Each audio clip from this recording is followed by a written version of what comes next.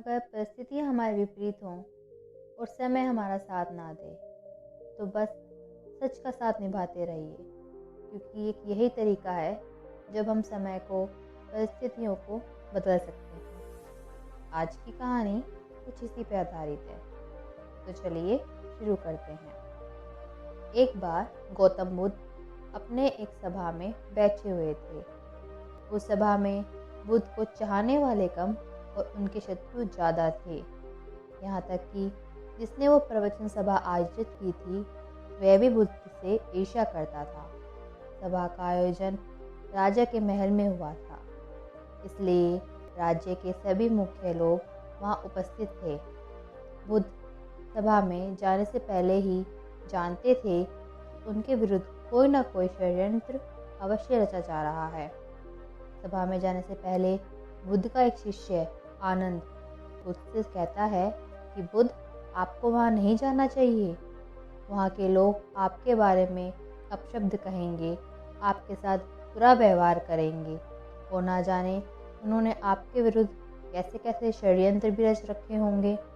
लेकिन बुद्ध अपने करुणा के भाव से अपने आप को रोक नहीं पाए। वो वहाँ चले जाते हैं।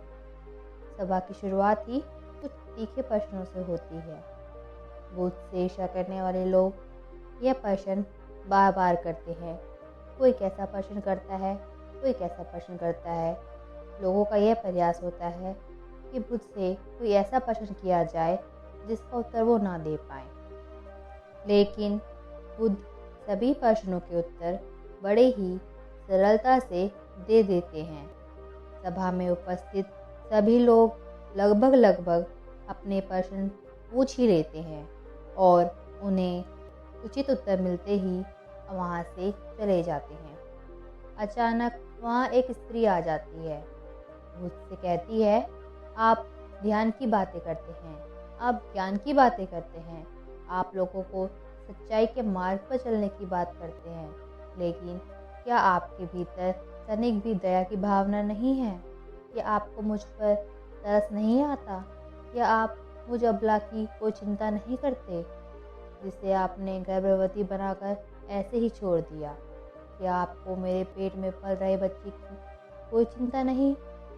उस स्त्री की बात सुनकर सभा में हलचल मच गई। सभी लोग एक दूसरे को देखते हुए बातें करने लगे। उस सभा में एक व्यक्ति खड़ा होकर बोलता है कि स्त्री की सुंदरता के सामने तो बड़े बड़े ध्यानी ज्ञानी अपने घुटने टेक देते हैं, फिर ये बुद्ध क्या है?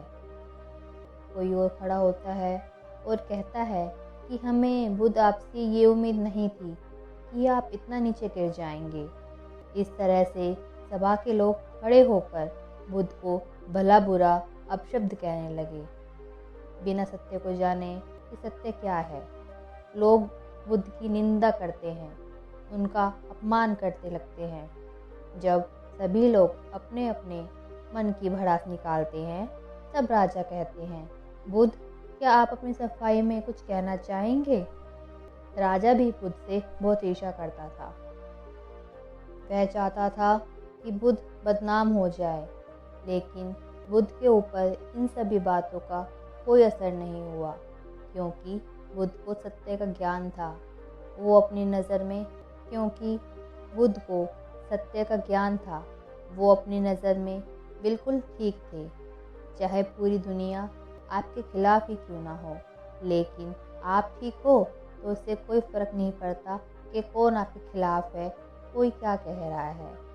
सभा के सभी लोग संदेह से बुद्ध की तरफ देख रहे थे। कुछ बातें किए जा रहे थे और बुद्ध के कुछ नए शिष्य भी उन्हें संदेह से देखने लग गए। वो संदेह में पड़ गए, लेकिन बुद्ध जानते थे कि सत्य क्या है, इसलिए उन्होंने चेहरे पर 1% भी संदेह नहीं आया। राजा बोलते हैं कि आप अपनी सफाई में कुछ कहेंगे? तभी बुद्ध ने उस स्त्री से पूछा कि हे पुत्री, इस पूरे ब्रह्मांड में केवल 2 लोग ही हैं जो इस सत्य को जानते हैं कि तुम सत्य कह रही हो या असत्य। इससे पहले कि बुद्ध कुछ आगे कहते, वो स्त्री बुद्ध से अपनी नज़र चुराने लगती है। असत्य का सहारा लेने वाले का अर्थ यही होता है कि झूठ कभी न कभी सामने आ ही जाता है। वह अपने झूठ का पेड़ बो चुकी थी, अब उसे उस पेड़ का कटने का डर था।